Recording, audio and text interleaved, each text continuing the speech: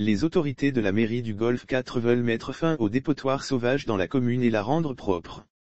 Elles ont initié à cet effet un nouveau système de précollecte des ordures ménagères qui entre en vigueur le 2 janvier 2022.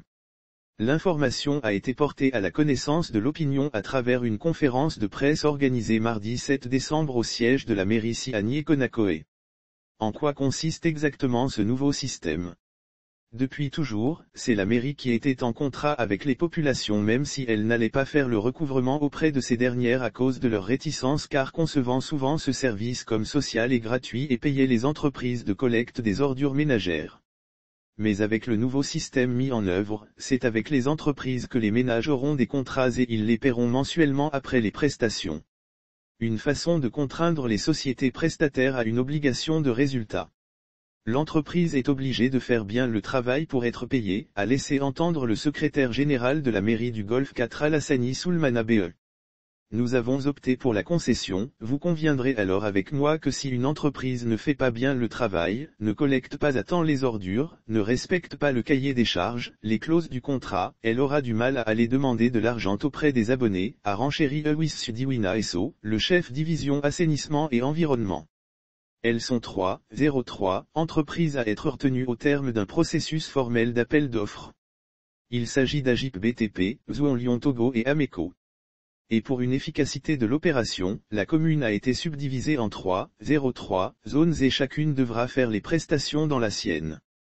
Agip BTP assurera l'opération dans les quartiers Niékonakoé, Octaviano Netim, Adaulato, Adjololo, Anoukop, Kodjoviakopé, Kokesaim, quartier administratif, Sangra, Trivikondji et Ajbadaonu.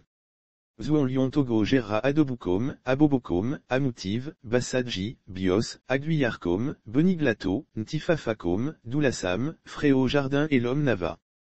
Ameco s'occupera d'Abov, Akosombo, Beklikam, Dogebeevu, Atikumadjomei, Kodom, Gebadago, Tocoin Hôpital, Tocoin Ouest et Tocoin Solidarité. Nouveauté, lors du ramassage, il sera fait un tri où les matières plastiques devront être séparées des matières organiques biodégradables.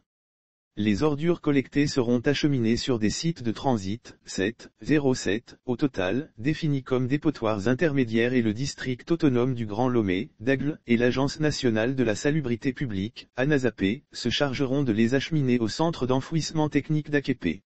Les CDQ et la chefferie traditionnelle des différents quartiers ont été impliqués en amont dans le processus pour une adhésion des populations.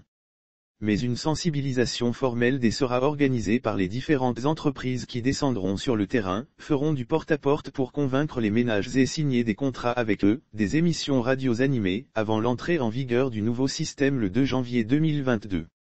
Le tarif de base pour ce ramassage des ordures est de 1500 FCFA par ménage défini comme 1 couple plus 3 enfants, mais modulable et pouvant être élargi à toute une concession à la suite de négociations avec les entreprises de précollecte des ordures.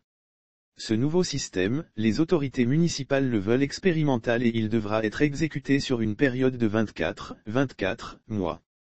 Les ménages auront-ils le choix ? Non, nous a-t-il été répondu. Quel sort pour les collecteurs informels d'ordures ménagères, les pousse-pousse. Les 3 entreprises retenues ont été instruites de les utiliser comme main-d'œuvre, mais à terme, il est envisagé leur retrait du circuit. Nous ne voulons plus que les déchets jonchent nos rues, c'est strict, formel que chaque ménage doit s'abonner. Personne ne dira, moi, je donne mes déchets à tel informel, non. Puisqu'avec le temps, nous allons supprimer les pousse-pousse du Golfe 4, a informé le chef division assainissement et environnement du Golfe 4.